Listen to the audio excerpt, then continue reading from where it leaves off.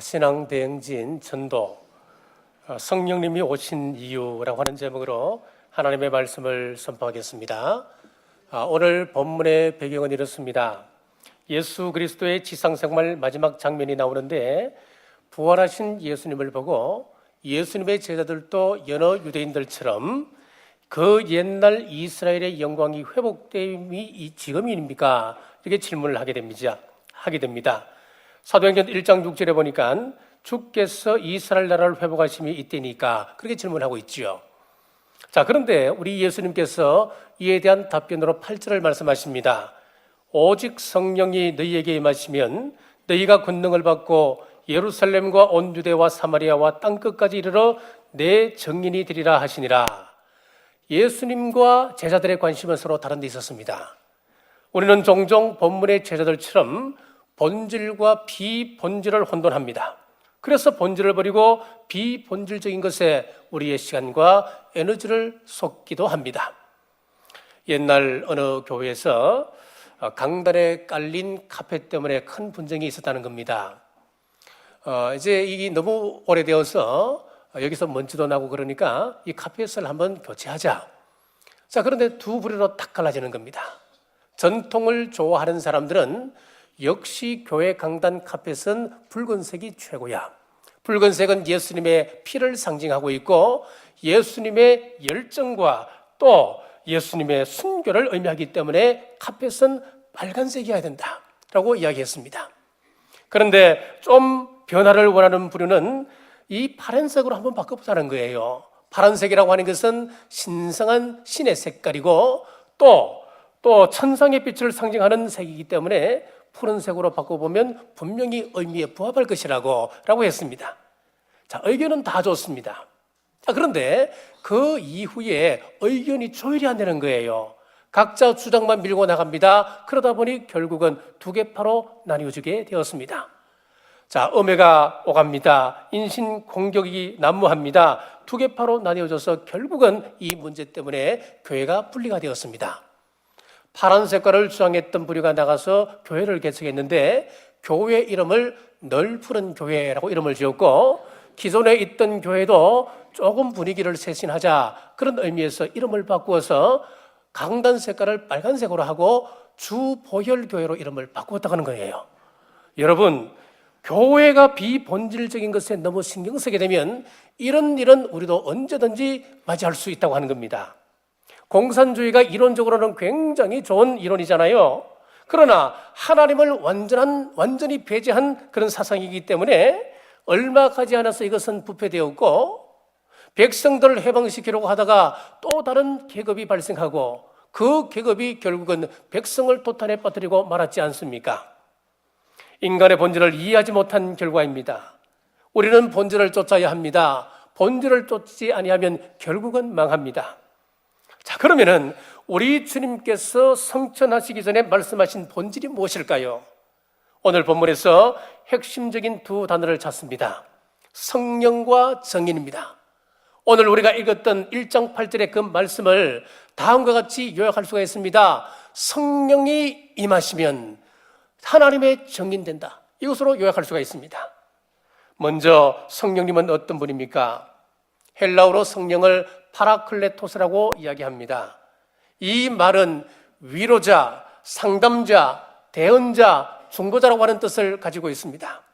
그래서 우리 성령님은 우리가 외롭고 지쳐 있을 때, 괴로워하고 있을 때에 늘 우리에게 다가오셔서 내가 있잖니, 힘내라, 힘내라, 우리를 늘 위로하며 다가오십니다. 우리가 잘못할 때 너 왜 그 길로 가느냐, 그 길은 필경 사망의 길이니라, 돌아서라 우리에게 상담자가 되시기도 합니다. 끊임없이 우리 마음을 두드리시고 충고하시고 책망해주는 역할을 감당하십니다. 그리고 성령님을 보혜사라고 말하기도 합니다. 우리를 보호하시고 인도하시는 분이다, 그 의미지요. 2010년 우리나라 여성 산악인 가운데 오은선 대장이 히말라야 14자를 완등을 했습니다. 물론 여러 가지 안 좋은 이야기도 있었습니다만은 그런 논란거리가 있음에도 불구하고 여성의 몸으로 14자를 완등했다. 이것은 기념비적 사건이었습니다. 연약한 여성의 몸으로 혼자 히말라야 산을 올라갔겠습니까? 그렇지 않습니다. 셀파의 도움을 받아야 갈 수가 있습니다. 셀파가 등산에 필요한 모든 것들을 지고 올라갑니다. 그리고 먼저 산 위를 올라가면서 확보하고 그 자위를 떨어뜨려 주면은 그 자위를 잡고 온선대장에 올라가는 겁니다. 셀파들은 평균 4,000에서 5,000m에 살고 있는 사람들이기 때문에 우리하고는 심장이 다릅니다. 그리고 추위에도 견딜 수 있는 신체적인 조건을 다 갖추고 있습니다. 그 지역의 지리를 잘 압니다. 기후도 누구보다 잘 알고 있습니다. 그래서 셀파의 코치가 없으면은 누구든 히말라야 산은 올라갈 수가 없는 겁니다. 마찬가지로 이 세상에서 성공의 길은 내 힘으로, 내 전략으로, 내 지식으로 성공하는 것 같습니다만은 결코 그렇지 않습니다. 성령님의 도움이 있어야 승리할 수 있습니다. 성령님의 인도가 있어야 모든 시험과 장애물을 넘어 천국까지 인도를 받습니다. 자, 그러면은 이 성령님께서 어디에 계실까요? 고린도전서 3장 16절에 보니까 너희가 하나님의 성전인 것과 하나님의 성령이 너희 안에 거하시는 것을 알지 못하느뇨. 성령님께서 어디 계신다는 겁니까? 우리 속에 계신다고 하는 겁니다. 왜 신약에 와서 고린도전서에서 성령님이 우리 속에 계신다 그렇게 말씀하고 있을까요? 자, 이것은 우리 구약을 먼저 이해를 하셔야 됩니다. 구약의 성령님, 구약의 성신은 우리 속에 머물지 않았습니다. 그래서 사사기를 보면은 사사들이 하나님 앞에 나와 무릎 꿇고 겸손하게 하나님의 도움을 구할 때는 하나님의 영이 그 마음을 사로잡았습니다. 그래서 인간의 힘으로 상상할 수 없는 일들을 감당하게 하시고는 그 사람이 부패되거나 그 사람의 마음이 더러워질 때는 어김없이 그 성령님은 떠나시게 되는 거예요. 그런데 신약 시대에 와서 우리 성령님께서 어디에 거하신다는 겁니까? 우리 속에 거하신다 그렇게 말씀하는 거예요. 자, 일제 시대 때는 여러 가지 열악한 환경 때문에 한센시병 환자들이 굉장히 많았습니다. 이 한센시병 환자들은 전염성이 강하기 때문에 사람들과 격리를 시키는데 소록도에다가 수용을 했습니다. 이 사람들은 결혼하여 자식을 낳게 되면 자식을 낳자마자 부모와 자식 간 격려를 시켜버립니다. 이 아이들이 학교에 들어가도 이 아이 한 번 안을 수가 없는 거예요. 한 달에 한 번씩 면회를 하게 되는데 그 면회를 할 때는 이랬답니다. 아이들은 오른쪽에 일렬로 쭉 세우고 부모들은 왼쪽에다가 일렬로 쭉 세워서 그 5m 간격을 두고 서로 이야기를 하는 거예요. 얘야, 학교는 재밌니? 얘야, 오늘 뭐 먹었니? 네 뭐 힘들지는 않니? 사랑하는 자녀를 앞에 두고도 껴놓을 수 없는 그런 비참하고 정말 억울한 그런 일을 하겠다는 거죠. 그런데 마찬가지로 우리 하나님과 우리 사이에도 이 한센시병 같은 죄악이 우리를 가로막고 있었습니다. 이러한 우리를 위하여서 예수님께서 독생자를 이 땅에 보내주셨고 예수님께서 십자가에 달리심으로 이 죄의 문제를 해결하셨습니다. 이제 죄의 장벽이 없어졌습니다. 성령님께서 이제 내 안에 자정해 계신다 그 의미지요. 성령님께서 내 안에 계시면서 하시는 일이 있습니다. 자, 크게 두 가지로 나눌 수 있는데 첫 번째는 내적인 증거입니다. 두 번째는 외적인 증거입니다.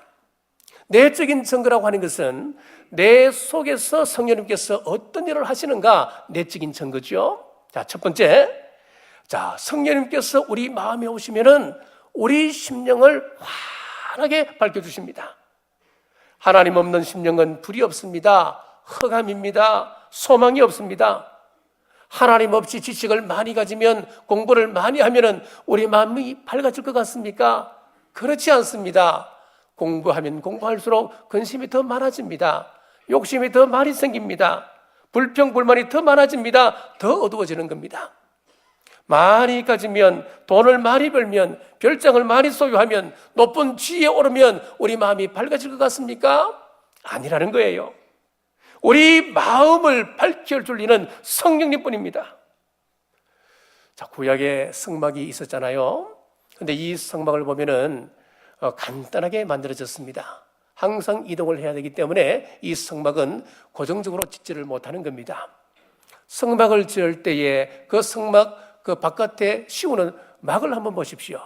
네 막으로 지었습니다. 첫 번째는 빨간색, 파란색, 그리고 청색, 홍색, 자색 실로 앙장을 짜서 먼저 안쪽에 덮어요. 그리고 그 다음에 염소털을 덮습니다. 그리고 세 번째는 붉은색으로 염색을 한 흰 양의 털을 또 덮습니다. 그리고 맨 가에는 해달 가죽, 즉 물개 가죽으로 덮었습니다. 자, 이렇게 네 겹으로 덮게 되면은 이 성막 안에는 작은 빛 하나 들어올 수가 없는 거예요. 완전히 암흑천지가 되는 겁니다. 이 안에서 어떻게 침례를 할 수 있습니까? 이 안에서 어떻게 행동을 할 수 있습니까? 활동이 불가능한 거예요. 그래서 불이 있어야 되는데 등대를 세우게 됩니다. 등대를 밝히는 기름은 반드시 감람유로만 밝히게 했습니다. 이 감람유는 우리 성령님을 상징하고 있습니다. 이 성막을 통해서 우리에게 말씀하고자 하는 의미가 무엇이겠습니까? 성령님의 빛으로만이 우리의 마음을 밝혀줄 수 있다고 하는 것을 성막을 통해서 우리에게 보여주고 있습니다. 그래서 성령님 오시면은 우리를 지혜롭게 합니다. 우리가 과거에는 어둠 속에 있었습니다. 밝히 하나님을 알 수가 없었습니다.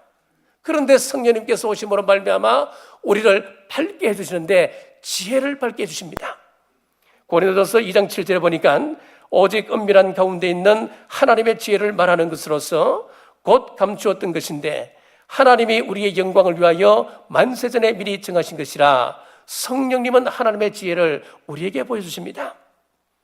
자, 여기서 하나님의 지혜 그랬을 때에 이 지혜를 히브리 말로 호크마라고 하는 단어를 씁니다. 이것은 우리 인간이 발휘할 수 있는 지혜가 아닙니다. 하나님으로부터 나오는 그 지혜를 이야기할 때에 호크마 그렇게 이야기합니다. 창세기 1장 11절에 보시면은 하나님이 이르시되 땅은 풀과 씨 맺는 채소와 각기 종류대로 씨가 진 열매 맺는 나무를 내라 하시니 그대로 되니라. 여러분, 인간의 지혜로 이것이 이해가 됩니까? 이해가 불가능한 겁니다. 그런데 우리 하나님은 하나님의 지혜로 말씀 한마디로 이 우주 만물을 창조해 가시는 그 장면, 여러분 도저히 우리 인간의 지혜로는 감당할 수 없는 부분 아니겠습니까? 창세기 41장 39절에 보면 요셉에게 이르시되 하나님이 이 모든 것을 내게 보이셨으니 너와 같이 명철하고 지혜 있는 자가 없도다. 요셉이 바로왕 앞에 서서 당당히 그 꿈을 해석할 때에 하나님을 모르는 바로가 너에게 하나님께서 지혜와 명철을 주셨구나, 하나님을 찬양하는 그 모습을 보게 됩니다. 요셉이 어떻게 바로의 꿈을 해석할 수 있었습니까? 창세기 41장 16절에 보면 요셉이 바로에게 대답하여 이르되 내가 아니라 하나님께서 바로에게 편안한 대답을 하시리로다. 성령님께서 하나님의 지혜를 요셉 가운데 보여주셨기 때문에 그가 이방 왕 가운데에서도 담대하게 그 꿈을 해석할 수 있었다 말씀하고 있습니다. 그래서 고린도전서 2장 10절에 보면은 성령은 모든 것 곧 하나님의 깊은 것까지도 통달하시느니라 말씀하고 있습니다. 자, 내 안에 거하시는 성령님 두 번째는 밝은 빛으로 우리를 정결케 하십니다. 4월 초파일이 되면 불교 신도들은 집집마다 등을 답니다. 등을 달아놓고 그 앞에 핀다고 우리의 죄 문제가 해결되겠습니까? 성철 스님이 한평생 죄 문제를 해결하기 위하여서 그렇게 선을 하고 그렇게 빌었습니다마는 죄 문제만큼은 해결하지 못했습니다.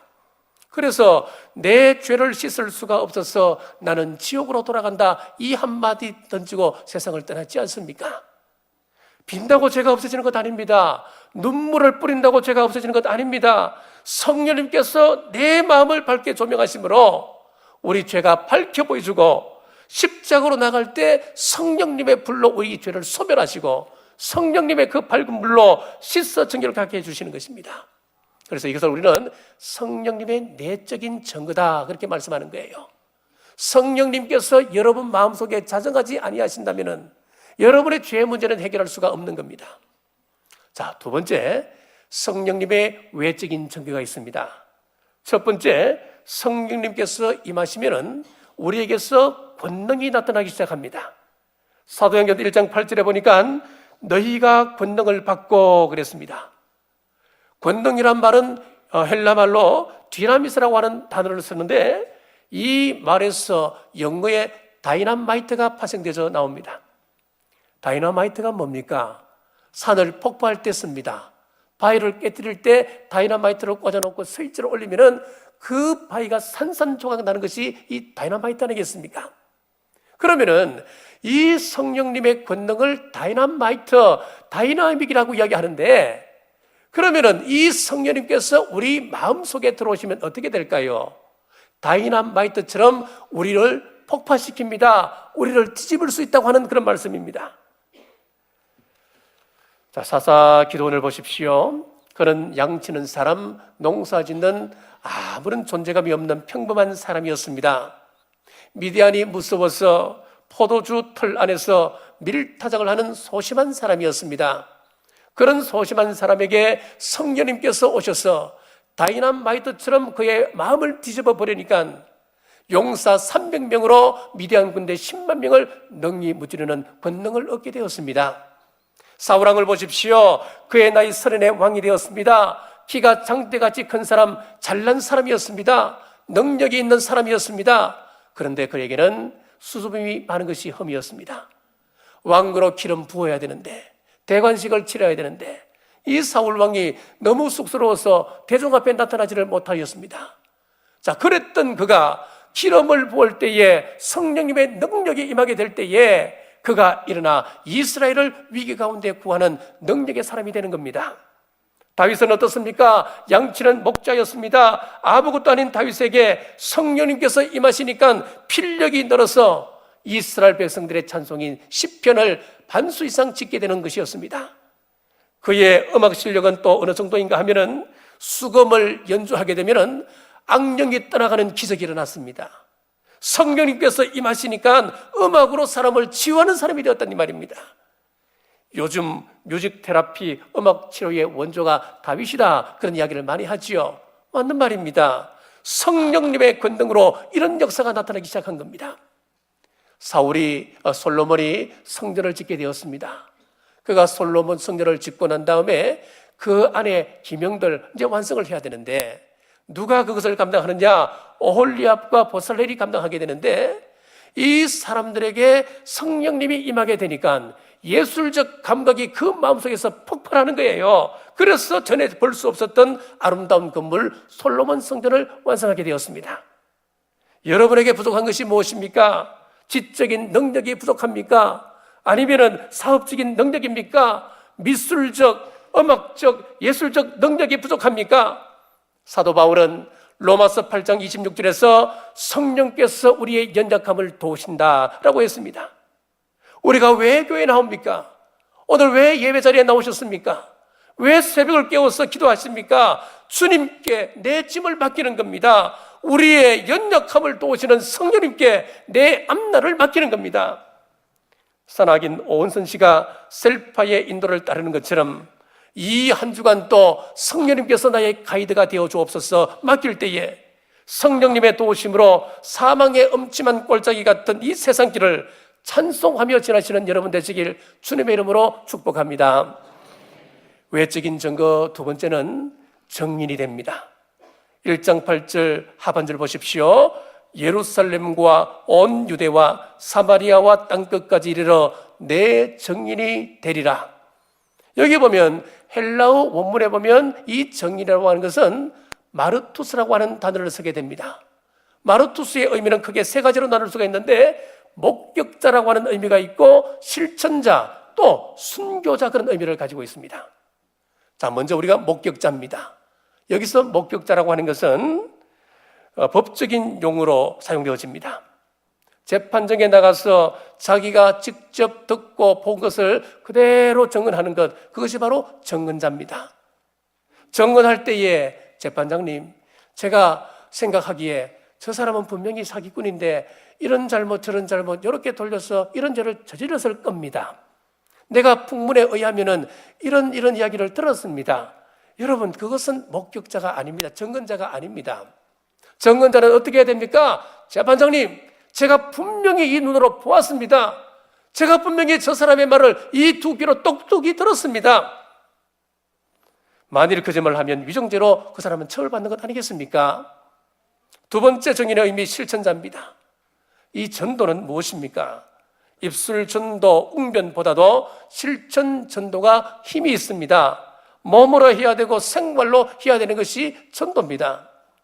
경주 남부교회 성도가 되어서 우리가 세상에 나가 복음을 전가한다고 이야기하면서 우리가 생활은 아무렇게나 한다면 그 사람은 전거자가 될 수가 없습니다. 실천자가 될 수가 없는 겁니다. 우리가 예수님을 전가하고자 한다면 먼저 우리가 생활 속에서 예수님이 드러날 수 있어야 됩니다. 그래서 예수님이 먼저 우리가 예수님의 사람이 되어야 되고 내가 먼저 성령님의 사람이 되어야 됩니다. 내가 먼저 참여하고 내가 먼저 사랑해야 됩니다. 내가 먼저 밀알되고 내가 먼저 촛불을 댈 때 우리는 정인될 수가 있다고 하는 겁니다. 세 번째 정인의 의미인 순교자는 마르투서, 이 정인은 죽음으로 증거하는 사람, 그런 뜻을 가지고 있습니다. 그래서 예수를 믿는 사람들은 죽기를 각오할 때에 그 사람이 잘 믿을 수가 있습니다. 우리 주님께서도 마가복음 8장 34절에서 너희가 나를 따라오려거든 자기를 부인하고 자기 십자가를 지고 나를 쫓을 것이니라 말씀하셨습니다. 초대교회 성도들을 보십시오. 그들은 죽기를 각오하고 예수님을 증거했고 예수님을 믿었던 사람이었습니다. 예수님을 위하여서 좋은 처소를 버리고 그들은 지하 감옥 카타콤으로 들어갔습니다. 터키의 대린구유로 그들은 스스로 기어 들어갔습니다. 그들은 예수님이 너무 좋은 거예요. 이 예수님을 너무 증거하고 싶은 거예요. 그래서 그들은 자신이 순교를 각오하고 그 일을 감당하는 것이었습니다. 그래서 오늘날 이 땅에 교회가 많이 있고 경주 땅에 경주 남부교회가 존재하는 것은 초대교회에 그들이 있었기 때문에 지금 우리 교회가 있는 겁니다. 그래서 교회의 역사는 순교의 역사요 피의 역사 말할 수 있는 겁니다. 세례 요한을 보십시오. 헤롯 왕의 잘못을 죽으면 죽으리라 라고 하는 각오로 그 잘못을 지적했습니다. 사도 바울은 총독 벨릭스에게 복음을 전할 때에 죽으면 죽으리라 라고 하는 각오로 말씀을 증거했습니다. 16세기에 마틴 루터는 독일의 보름스 의회에 불려갔습니다. 불려갈 때에 마틴 루터가 하나님께 이렇게 기도합니다. 하나님, 제가 지금 여기 서 있습니다. 주님, 저를 도와주셔야 됩니다. 제가 이 어려운 이 상황 속에서도 바른 정언할 수 있도록 도와주옵소서. 그런 기도했습니다. 지금 바른 말을 하게 되면 화형을 당할 수 있는 그런 상황입니다. 절체절명의 상황입니다. 그 상황 속에서 마틴 루터는 내가 바른 정언을 할 수 있도록 성령님도 오소서 기도했습니다. 오늘 본문에 보니까 성령님과 정의는 따로 떨어져 있는 것이 아니었습니다. 우리가 성령님을 받게 되면, 성령님께서 우리 마음속에 들어오시게 되면 우리는 정인됩니다. 성령이 너희에게 임하시면 너희가 정인되리라, 그렇게 말씀한 거예요.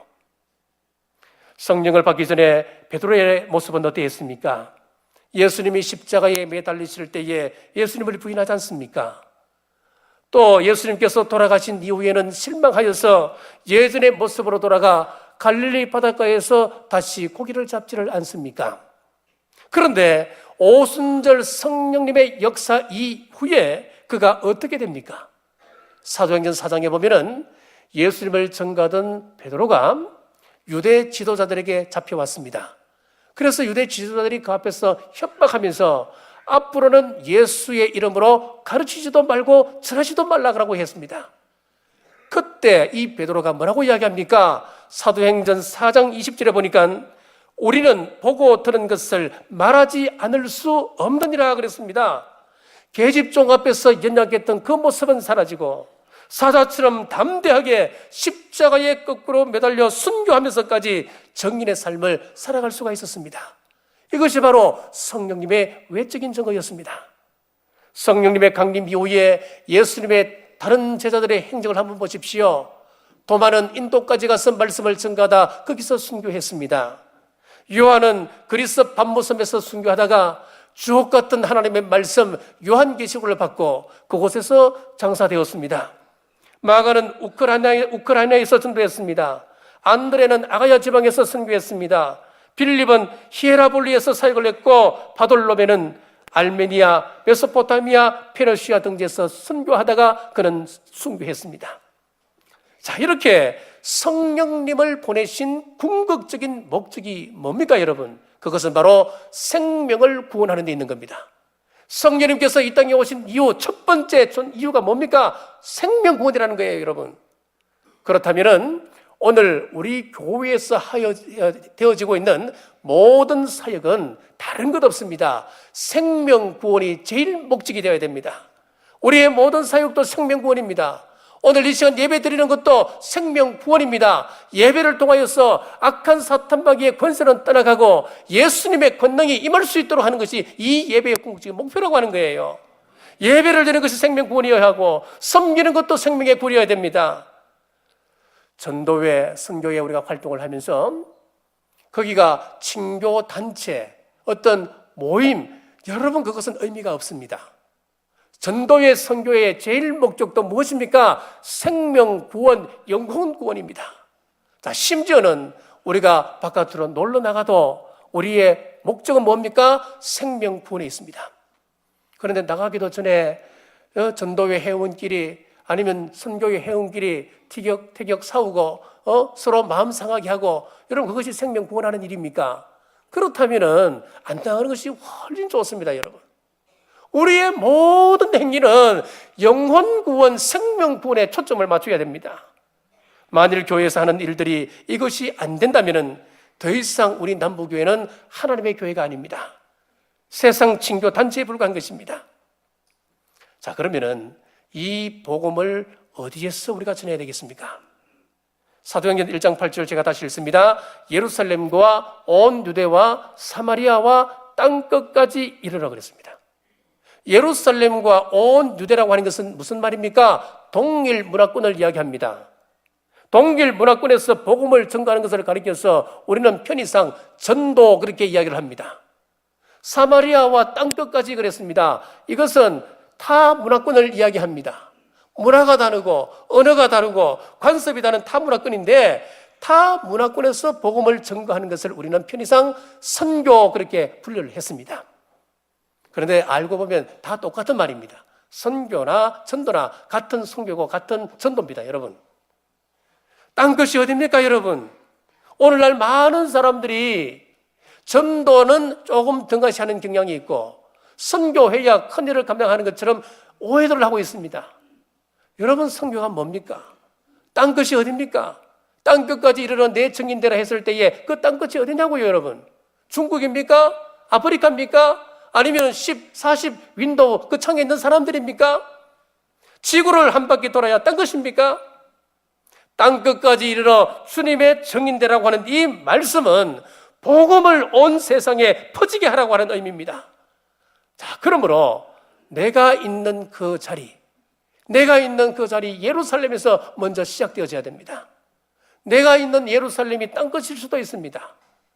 아프리카에서 믿는 사람은 이미 복음을 받아들이기 때문에 하나님의 자녀가 되었지만 내 사랑하는 자녀, 내 사랑하는 부모님이 아직까지 믿고 있지 않다면 그 사람이 땅끝일 수도 있는 거예요. 가장 먼 사람일 수 있는 거예요. 그래서 우리는 예루살렘에서부터 정인되어야 되는데 내 가정과 내 직장과 내가 지금 머물고 있는 그 사회 속에서 우리가 정인되어야 됩니다. 사랑하는 여러분, 올해 우리는 전도 대행진을 진행합니다. 다음 주에는 태신자 작정을 또 합니다. 요즘 우리 사회에서 전도는 참 어렵습니다. 심령이 강팍해졌기 때문입니다. 다른 말로 하면 말세지말이 되어졌기 때문에 그렇습니다.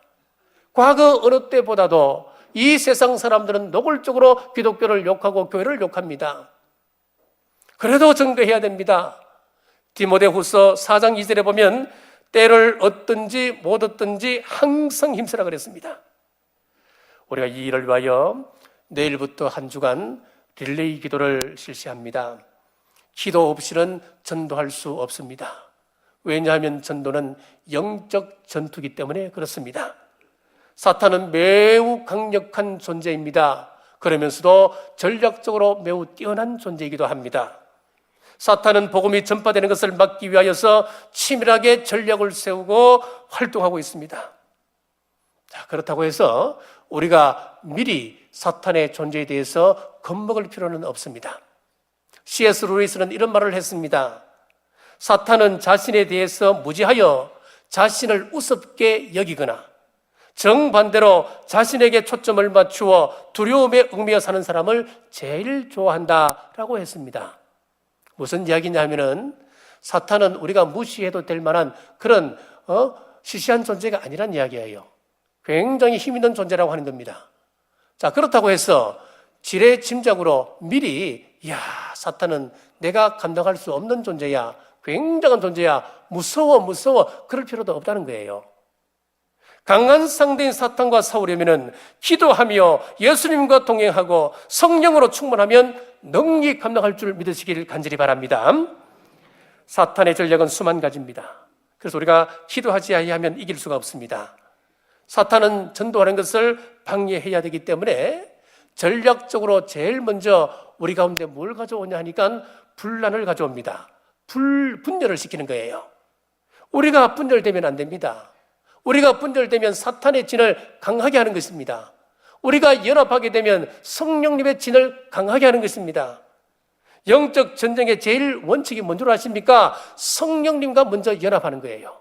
이것은 영적인 사역이기 때문에 성령님과 먼저 연합하지 아니하면 우리는 이길 수가 없다는 거예요. 먼저 제일 원칙이 성령님과 연합이고 두 번째 원칙이 내 혼자서는 약합니다. 그래서 동력자들과 두 번째는 연합하는 겁니다. 복음의 핵심은 연합하여 기도하는 것입니다. 에베소서 6장 12절에 보니까 우리의 실험은 혈과 육을 상대하는 것이 아니요 통치자들과 권세들과 이 어둠의 세상 주관자들과 하늘에 있는 악한 영들을 상대함이라. 우리의 실험, 우리의 싸움은 혈과 육이 아니라는 거예요. 이거 상대하는 것 아니라는 거예요. 그럼에도 불구하고 이 땅의 수많은 교회들이 교회에서 혈과 육에 대해서 싸우는 우를 범하고 있습니다. 다른 사람들을 비판하고 꾸짖고 감정을 상하게 하며 자신의 입장을 방어하고자 애를 씁니다. 그런데 오늘 이 말씀을 잘 보니까 이런 모든 것들이 사탄의 전략이었습니다. 그러나 우리가 일치단결하여서 서로가 서로를 존중하고 서로 섬긴다면 그 어떤 사탄의 역사도 우리는 능히 이기게 됩니다. 신명기 32장 30절에 보면 하나가 천을 쫓으며 둘이 만을 도망하게 하였으리요. 한 사람이 1000명을 상대해서 이긴다. 공수부대 그 표 가운데 이런 이야기 있어요. 일기당천. 한 사람의 말 탄 사람이 1000명의 적을 이긴다. 그런 이야기거든요. 마찬가지예요. 한 사람이 1000명을 대적하여서 이긴다면 우리 상식으로는 수학적인 계산으로는 어떻게 됩니까? 두 사람이면 2000명을 이겨야 되는 게 그게 정상이에요. 그런데 신명기 32장 30절에 보니까 뭐라고 말씀하냐니까 한 사람이 1000명을 이기고 두 사람이 되면 몇 명을 이긴다는 거예요? 10,000명을 이긴다 그렇게 말씀하고 있단 말이에요. 무슨 의미겠습니까? 이 말씀은 일치의 역사가 얼마나 중요한가 하는 것을 우리에게 가르쳐주기 위함입니다. 하나 되면 상상을 초월한 역사를 우리는 일으키고도 남음이 있다는 이 말씀입니다. 서울의 방배동은 일본 NHK 방송에 방송될 만큼 한때는 활락가의 중심이었습니다. 자, 여기서 온갖 태폐와 그런 향락의 온상으로 이제 치닫던 그런 곳이었는데 1989년도 여기에 기도 모임이 결성되었습니다. 3명의 사람이 모여서 이 방배동을 하나님께 바칩니다. 방배동에 흐르는 악한 사탄마귀의 그 모든 기운을 꺾어주옵소서. 여기에 성령님의 바람이 불게 하옵소서 기도하는데 그 인근에 있는 10개 교회 목사님들이 함께 연합하여서 이제 교회가 10개가 된 거예요. 자, 그래서 기도가 시작되면서 1991년도가 되니까 2년 만에 어떤 역사가 일어나냐 하니까 그 중심과 활락가가 휘청휘청 하더래요. 그러다가 1997년도가 되었을 때는 이런 모든 술집이 변하여서 옷가게로 바뀌고 또 음식점으로 바뀌었다고 하는 거예요. 우리 황남동의 역사가 비슷하잖아요. 우리 송학원 장로님께서 며칠 전에 그런 말씀을 하셨어요. 자전거를 타고 한번 쭉 내남 사거리에서 쭉 가다 보니까 옛날에는 그렇게 무당들이 있고 그랬던 집들이 이제는 일본 거리처럼 아기자기한 그런 소품들도 팔고 참 재밌다 하면서 그런 말씀 하시더라고요. 여러분, 기도의 역사는 반드시 일어납니다. 우리가 한 목소리로 함께 모여 함께 릴레이 기도한다면은 반드시 우리가 목표한 바 성령님께서 원하는 영혼 구원은 반드시 일어나는 거예요. 여러분, 분열되면 아무런 역사도 없습니다. 한 마음으로 기도할 때 역사가 일어남을 믿고 내일부터 성령님의 도우심을 구하는 릴레이 기도에 힘써 동참하시기를 바랍니다. 그리하여서 성령 주시는 권능 받아서 우리 주님의 증인되는 삶을 살아가시는 우리 경주 남부교회 온 성도님 되시길 주님의 이름으로 축복합니다. 기도하겠습니다. 전능하신 아버지 하나님, 은혜와 사랑을 감사합니다. 성령님이 임하시면 주님의 증인된다 했습니다. 이 말씀 믿고 내일부터 릴레이 기도를 시작합니다. 한 주간 최선을 다하여 기도하며 준비할 때 성령님의 강력한 임재가 있게 하여 주옵소서. 우리의 싸움은 혈과 육의 싸움이 아닙니다.